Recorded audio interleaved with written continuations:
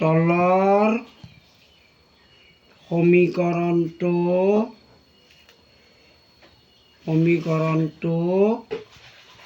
সমাধান কৰা। সমীকৰণটো আছে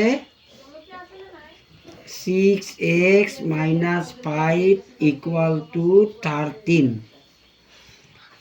এই সমান চিহ্নৰ এইফালে এটা সমান চিহ্নৰ এইফালে এক যুক্ত পদ আৰু সমান চিহ্নৰ সোঁফালে সংখ্যা লিখিব লাগে সমীকৰণৰ নিয়ম মতে। গতিকে ইয়াত আমি কি দেখিছোঁ, এক যুক্ত পদ সমীকৰণৰ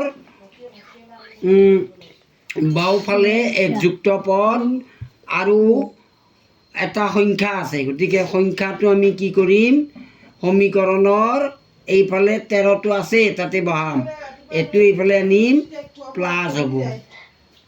এক যুক্ত সংখ্যাটো -5 আছে এইফালে আহিব। অৰ্থাৎ সাল সলনি সংখ্যা যেতিয়া সাল সলনি কৰা যায় তেতিয়া চিনবোৰ বিপৰীত হয়, যোগ থাকিলে বিয়োগ, বিয়োগ থাকিলে যোগ।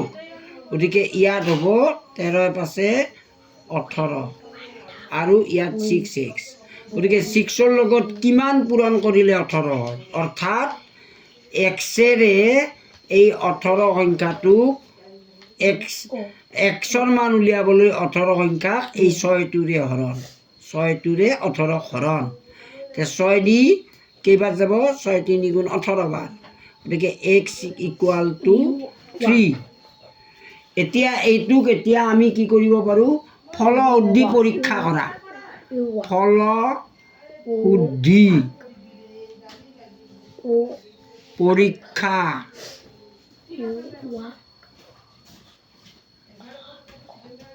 কৰা। আমাৰ সমীকৰণটোৰ সোঁফাল আৰু বাওঁফাল লিখিব লাগিব। বাওঁফাল কি আছে, বাওঁফাল আছে 6x - 5। এক্সৰ মান আমি কিমান পাইছোঁ, 3 পাইছোঁ। 6ৰ লগত 3 পূৰণ কৰি দিবা, বিয়োগ 5। 6 × 3 = কিমান, 18। 18ৰ পৰা 5 বিয়োগ কিমান হ'ব, 13। এই 13 সংখ্যাটো আমাৰ সমান চিহ্নৰ সোঁফালে আছে। গতিকে বাওঁফালটো সমান সোঁফাল। আমাৰ অংকটো শুদ্ধ হৈছে বুলি আমি গম পাই গ'লোঁ। ইয়াকে কোৱা হয় ফলশুদ্ধি পৰীক্ষা। ফলশুদ্ধি পৰীক্ষা কৰা হ'ল, এনেকৈ লিখে, ফলশুদ্ধি পৰীক্ষা